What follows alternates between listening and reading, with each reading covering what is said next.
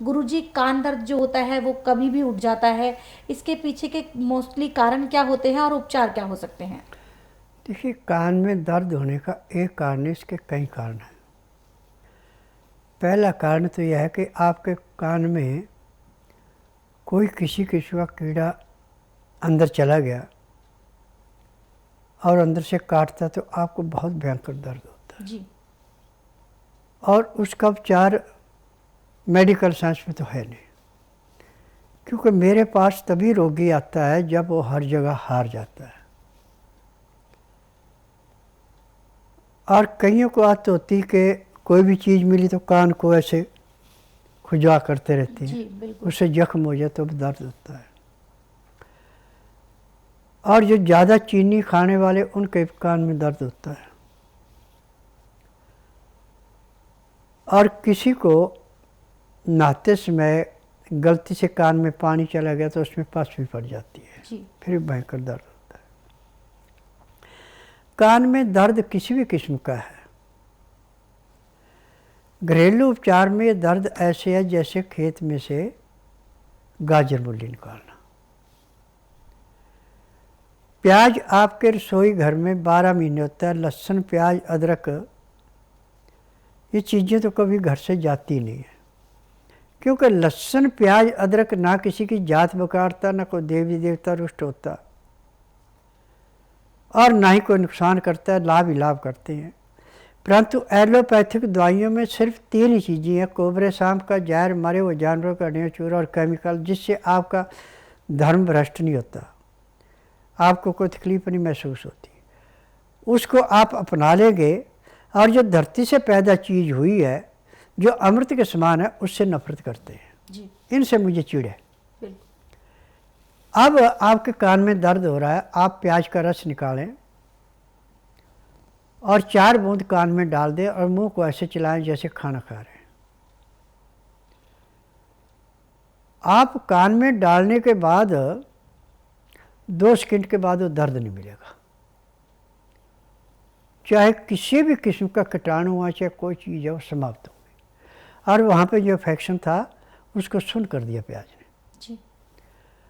और ये 2-2, 4-4 घंटे बाद ऐसे डालते रहेंगे तो अंदर चाहे पस आ रही है, चाहे जख्म है, चाहे कीड़ा, वो साफ हो जाएगा। परंतु डालने के 10 मिनट के बाद किसी भी सिलाई पे रुई लगा के कान के अंदर आस्ता आस्ता उसको लगा के घुमा के और निकाल लें। जी। यदि पस होगी तो भी उसके साथ आ जाएगी, कान साफ होगा, दवाई ज़्यादा काम करेगी। यदि कोई कीड़ा था अंदर जिसने वो जख्म किया था, वो कीड़ा मर करके वो भी आ जाएगा। और यदि वहाँ पे सूजन है तो सूजन ऐसे बैठेगी जैसे टाइट गुब्बारे में हवा भर रखी, उसमें छोटा सा छेद करके आस्ता आस्ता हवा निकलती गुब्बारा से उठता है, ऐसे प्याज के रस से सूजन भी उतर जाती है।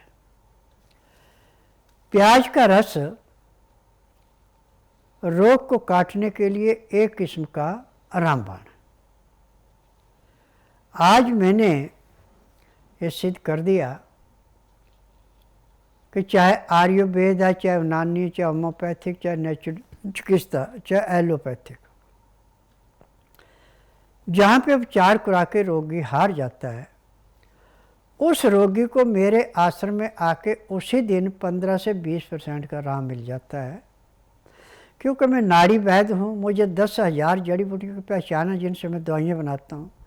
मेरी दवाइयों में किसी किस्म का केमिकल नहीं है और ये दवाइयाँ रजिस्टर्ड है, पेटेंट है। और डंके की चोट पे कहा जाता है कि जिस दिन रोगी आता है उसी दिन 15 से 20% आराम तो हर एक को मिलता है। जिसका भाग अच्छा उसको 35 से 40 मिल जाता है। और मेरे आश्रम की दवाई सारी उम्र नहीं खानी पड़ती, किसी को 1 महीना, किसी को 1.5, किसी को 2, ज़्यादा 3 महीने। जैसे रोग समाप्त होता है दवाइयाँ बंद हो जाती हैं। परंतु इसमें खान पान पे, सोने पे और योग पे विशेष ध्यान दिया जाता है। दिन का खाना 12 बजे से पहले पहले है। खाना ताज़ा गर्म गर्म खाना, खाना खाते समय 2 गिलास गर्म पानी, लहसुन, प्याज, अदरक का रस मिला के पीना अति आवश्यक है। उसका नियम है कि आपने 2-4 ग्राही खाना खाया, फिर 2 घूंट पानी पिया, फिर 2-4 गरारी खाना खाया, 2 घुट पानी पिया। खाना खाने में, पानी पीने में 1 घंटा लगा दें। उसके बाद दातन कूड़ा करके 5 मिनट के लिए वज्रासन बैठे। 10 मिनट दिन का टाइम है तो घूम करके आप 20 मिनट के लिए सब आसन लेट जाएं। फिर 5 मिनट बाईं साइड करवट लें, 3 मिनट दाईं साइड करवट लें। फिर उसके बाद आप उठ करके जो भी काम धंधा उसको करना। आपके शरीर में इतनी चुस्ती आएगी जैसे आप 8 घंटे की निंद्रा पूरी करके उठे। परंतु रात्रि के खाने में थोड़ा सा फर्क है। रात्रि का खाना सूर्य अस्त होने से घंटा 1.5 घंटा पहले खा ले तो सोने पे सुहागा। खाने का तरीका वही है जो सुबह का था। यदि वो शुभ आपको उपलब्ध नहीं है तो आप दिन अस्त होने से 1 घंटे के अंदर खा लेते हैं तो आपको किसी किस्म का साइड इफ़ेक्ट नहीं पड़ता। परंतु रात को खाना खाते आप 10-11 बजे, 12 बजे और उसके बाद सो जाते हैं तो आपको रोगों से कोई नहीं बचा सकता। और रात का खाना खाने के बाद 5 मिनट वज्रासन से उठ करके आधा घंटा सैर करना अति आवश्यक है। उसके बाद घंटा 1.5 घंटा विश्राम करें। उसमें चाहे परिवार से बातचीत करें, चाहे रिश्तेदार से बातचीत करें, चाहे पड़ोस से करें, चाहे धार्मिक सीरियल देखें, चाहे किताबें पढ़ें।